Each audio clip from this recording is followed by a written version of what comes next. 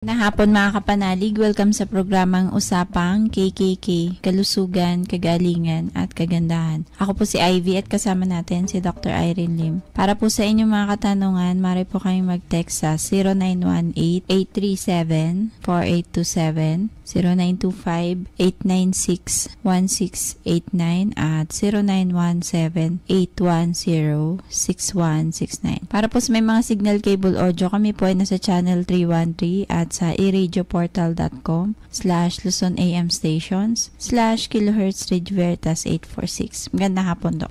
Magandang hapon pong muli sa inyong lahat at welcome po sa ating talakayan sa Usapang KKK. Ang inyo pong lingkod, si Dr. Irene Lim, ang magbibigay na naman po sa inyo ng panibagong kaalaman. And always remember that knowledge is power. Ligtas ang may kaalaman.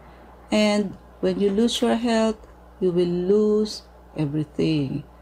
Now, ako po ay hihingi ng inyong like, pakishare na rin po, and mag-subscribe po kayo. I-type nyo lamang po ang Dr. Irene Lim, both sa YouTube and sa Facebook. For our announcement, so, meron nga ho pala tayong anti-aging soap. So, nakaka-lift ho, tsaka nakakabanat ng mga wrinkles, no? So, affordable naman po ang kanyang price. And, open pa rin ho ang ating free check-up. Libre pa rin ho ang konsulta, wala pong bayad. Magpalista na ho kayo. Humabol po kayo at ito ho ay hanggang 2023 lamang. So, meron pa rin ho kayong libreng sugar and urine testing plus colon cleanse for your for your referral, and naka-package promo pa rin po ang ating detox plus blood cleansing with or without vector scan. And mas maganda ho, piliin nyo yung may vector scan. Napakarami hong benefit. So, lalo na ho yung may mga lahi ng cancer, makikita na ho natin doon yung 3 root cause ng cancer. So, pag meron ho kayo nun, ibig sabihin, candidate kayo for cancer. Yung may mga lahi ho ng high blood, diabetes, heart attack, stroke, ayun po, no? Makikita na natin ahead kung may barado kayong circulation. So, ang atin naman hong blood cleansing na naka-promo is high-dose vitamin C. So, ang high-dose vitamin C po, nagkakaroon ho yan ng antibacterial and antiviral function pagka ho high-dose siya. So, hindi ho katulad na pagka ho umiinom lang tayo ng low dose, 500 mg ng vitamin C, ay as vitamins lang po and antioxidant ang function niya. Bukod po doon, nagkakaroon din po ng anti-cancer property ang high-dose vitamin C. So, kakainin po ng ating microscopic cells yung vitamin C dahil akala niya po ay sugar. Ang pagkain ho ng cancer cell is sugar. So, hanggang ho sa siya ay lumaki ng lumaki, hanggang sa siya ho ay mag-burst or mag-blast. So, but we are speaking of microscopic cells. Hindi ho yung grossly by the naked, ay makikita nyo, puputok yung bukol. Hindi po ganun, baka ma-misunderstood po ninyo. So, syempre ho, pag isa-isang lumiit at pumutok yung mga microscopic cells, therefore, ikaliliit ho yun dahan-dahan ng inyong mga nodules or bukol. And pwede nyo na ho itong i-prepaid, and ito ho ay transferable. And ayan po, ganyan ho kagagaling ang ating blood cleansing. Yan ho ay high-dose vitamin C pa lamang. And aside from yung iba pa ho natin tulad ng IV laser, UV, and ozone, no? So, kaya ho walang dahilan para hindi kayo gumaling sa aming clinic. Ang hindi ho gumagaling sa aming clinic, yung hindi nagpapagamot at hindi ho sumusunod sa protocol. Ang atin pong tatalakayin sa hapong ito ay tungkol po sa suicide. So medyo morbid ho yung title, but ang importansya ho kasi nito, ma-identify ninyo kung sino ho yung tao, kamag-anak, kaibigan, kapamilya, may tendency ho for ganito, no? Para ho mapigilan, kailangan ho meron kayong sinyales para pagsuspetsahan ninyo na yung tao ay may tendency for suicide. Very sensitive and important topic ho ito, na kailangan ho ang care and understanding. Complex issue ho ito na usually ho ang mga cause depression, yung may anxiety, yung may mga trauma. Ayan, syempre kung may history ng substance abuse, yung mga nagda-drugs po. As well as yung may mga social, cultural, and environmental factors.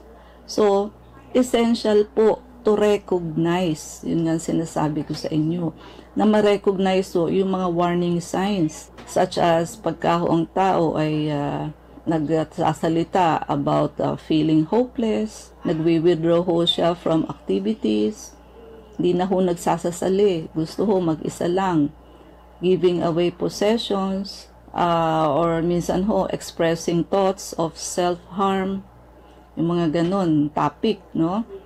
And seeking, of course, professional help from therapist, counselor, or support hotlines. Kailangan po yan para ma-prevent ho natin ang mga may suicidal thoughts or behavior.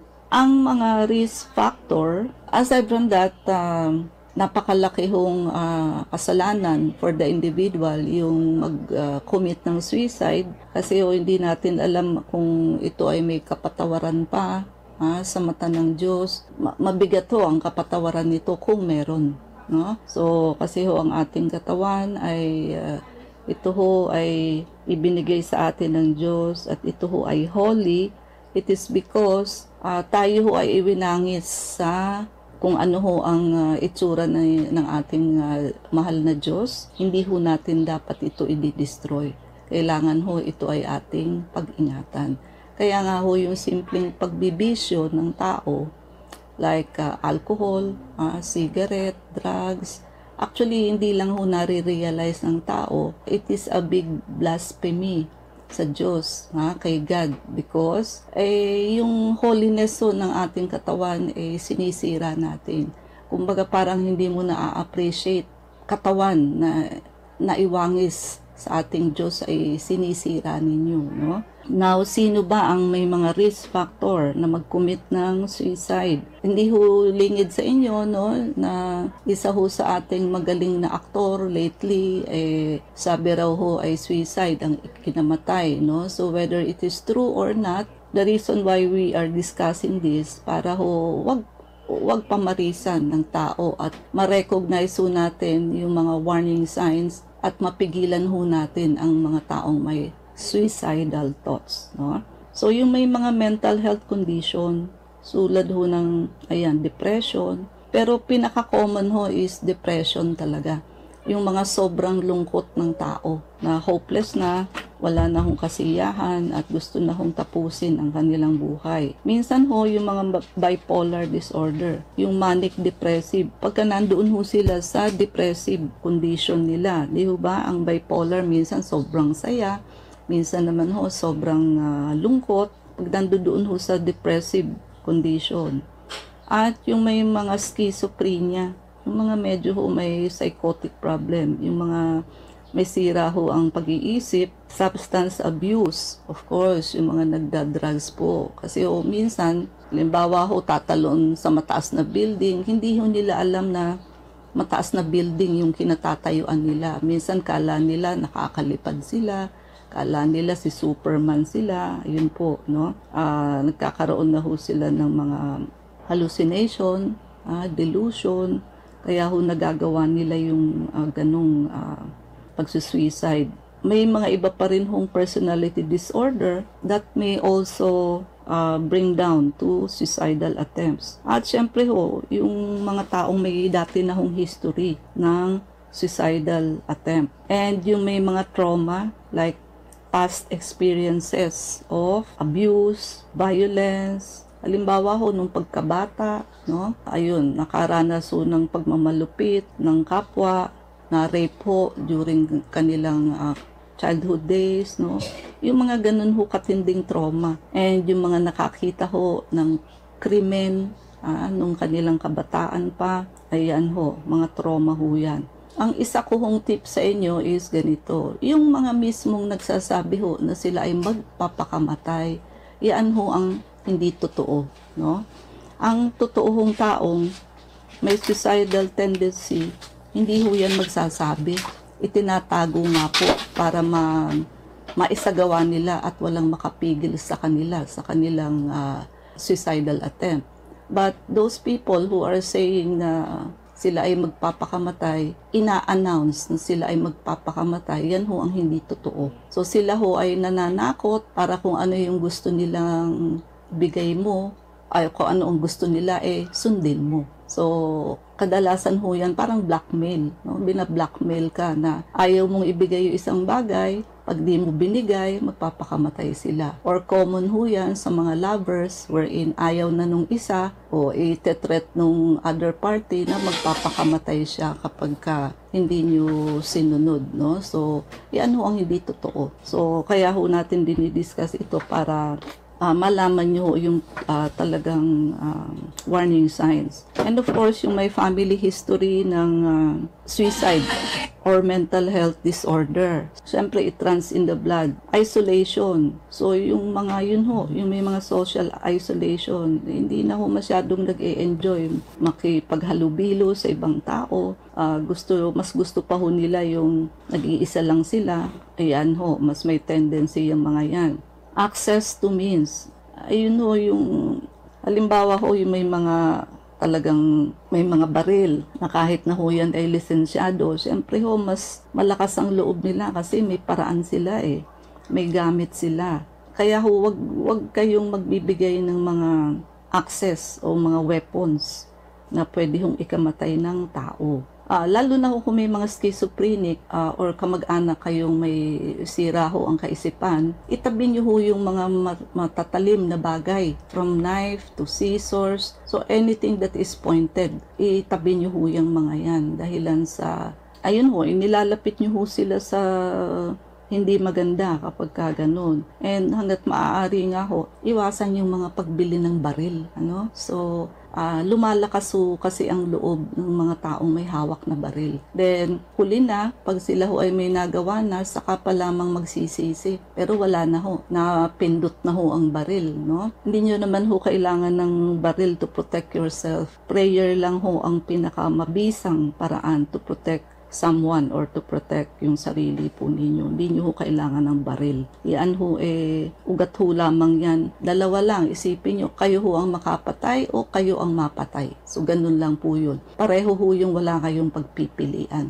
Kaya ho, hindi magandang bumibili kayo ng mga ganyan. No?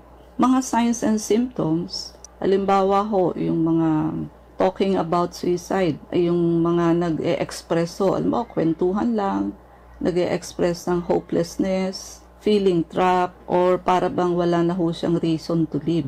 Pag mga nagsasalita ho ng ganyan. Yung may mga behavioral changes, ayan ho, nagwi-withdraw from mga social activities, ayaw na ho ng mga party-party, pagsali sa mga kung ano-anong organization, na normally, dapat ho, di ba, kanaturalan ng tao, excited in social activities, pakikisalamuha, parties. So, gusto ho nila, ina-isolate lang nila yung kanilang sarili. Or giving away prized possession, no? Yun ho bang mga pag-aari nila, wala nang halaga sa kanila, at minsan ho, ipinamimigay. Kasi nga ho, wala nang value sa kanila yun, which is, hindi ho normal yun. Mood changes, sudden mood swing, ayun ho, kadalasan yung bipolar. Pero meron din hong taong hindi naman bipolar, pero ho may mood swing. Kanina lang okay, ngayon naman biglang malungkot, no? At saka yung mga madali hong mairita, easily agitated, or extreme moodiness, self-destructive behavior. So tulad ho ng substance abuse, self-destructive ho yun, and self-harm. Yun hong gumagawa ng mga bagay na kasasakit to ng kanilang physical body, no? Yun ho bang makikita nyo, sinusuntok-suntok yung sarili nila, no? O di kaya gustong sinusugatan yung sarili nila, reckless behavior, di ho normal yun, no? Saying goodbye, ayan, pagka medyo namamaalam, yung hindi naman ho obvious sa kanilang mga kaibigan or family, and expressing feeling like a burden. Yun ho bang pakiramdam nila worthless na ho sila, na pakiramdam nila sila ay pabigat sa kapwa. Lagi hong may pakiramdam ng guilt sa sarili. Lagi hong sinisisi yung sarili. Kumbaga, laging yung sarili niya may kasalanan dahil sa harm na nangyari sa ibang tao. Hindi ho mapatawad ang sarili. Sudden calmness, ayun ho, no? Yung may mga suicidal attempt, may exhibit a sense of unexpected calmness or relief. Yung pananahimik ho na wala sa, yung parang extreme ho. Verbal signs, yung mga explicitly talking, no? About suicide, feeling hopeless. Ayan, yung nasabi ho natin kanina, being burden sa kapwa. Ang importance po nito is yung pagkakaroon ho ng awareness and education. So, educating communities about mental health, nire-reduce ho ang stigma, and increasing awareness of warning signs can encourage early intervention. Yun nga po, no? Pag alam nyo yung mga warning signs na makakakita kayo ng ilang warning signs sa isang tao, ayun ho. So, syempre, aagapan nyo na ho yun to encourage this kind of people, bigyan ho uli ng hope, and mas nyo po, no? Yung kailangan mas marami hong nagpapakita ng moral support. Very critical ho yung care and moral support. Napakalaking bagay ho yan sa mga taong hopeless na. And support networks. So, yung pagbibuild ho ng strong social support network, napakahalaga ho niyan, and fostering connection, nakaka-provide ho yan ng individuals with a strong sense of belonging. Yun ho bang feeling nila, accepted sila, tanggap sila, support during tough times. Yung minsan ho, may kaibigan o family member na talaga hong in times of need, nandiyan ho para mag-offer ng helping hand, no? Crying shoulder to this individual. Malaking bagay ho yun kesa yung wala siyang masulingan. Walang kaibigan, walang kahit na sino. Malaking bagay ho yun. And yung accessible to mental health care, syempre ho, kung may more accessible and reducing barriers to seeking help, mas maganda ho yun, ano? Risk assessment and intervention, training professionals and community members. Yan ho, dapat ho, nagtitrain ng ganyan, ng mga taong makaka-recognize ng risk factors at mag-intervene appropriately. Nakakasave ho yan ng buhay.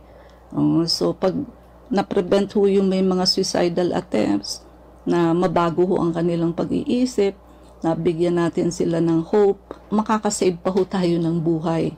Mas maganda ho yung may mga alam tayong hotlines and resources. Yun ho, kailangan pinopromote, ay nagpo-provide tayo ng access to numero ho ng crisis hotlines and mga support resources na nakakapag-offer ho ng immediate help to those in need, no? So, pagka ho may alam kayo o may suspecha kayong merong may suicidal attempts, dapat ho naghahanap-hanap kayo ng mga hotlines na katutulong ho sa mga ganitong klase ng tao. And importante rin ho ang magkaroon ng safe environment, reducing yung access sa mga lethal means, mga nakakamatay hong gamit, tulad nga ho ng baril, kutsilyo, ayan ho, no? Mas makaka-decrease ho yan ng chance of mga impulsive behavior. Pero kung nandiyan lang sa drawer, alam may baril dyan, no? Wala ho, pagka galit na galit, talaga hong maipuputok yan, no? Yun ho ang importante, no? So, Number one is to recognize may mga suicidal tendency para ho ma-encourage pa natin sila at mabago ho yung kanilang concept sa buhay. Bukod po doon, ang number one is we should realize that our body is holy, it is given by God. Wala ho tayong karapatan na ito ay sirain at bawiin. No? So, Ivy? Pardon po sa mga nais magtanong, mag-text po kayo sa 0918-837-4827. Dok, tanong ni 0853, ina-advise ang pag-inom ng gatas gayong di pala maganda ang effect. Bakit daw ina-advise yung pag-inom ng gatas? Okay, so sa medical school po kasi, hindi ho tinuturo yung mga, kumbaga good effect lang ho ng milk ang name-mention. So, nothing about harm. Lalo na ho sa commercial, ganun din ho, puro benefit lang ho. Nutritious, yes, it is very nutritious. But ang problem ho kasi pagka dairy products, yun nga ho, nagiging mucus former siya. So, dumadagdag ho yung mga plema, secretion sa katawan. Kaya hindi ho siya advisable, lalo na ho kung kayo ay may ubo, may sipon. Hindi rin ho kasi na-emphasize yan sa amin sa medical school.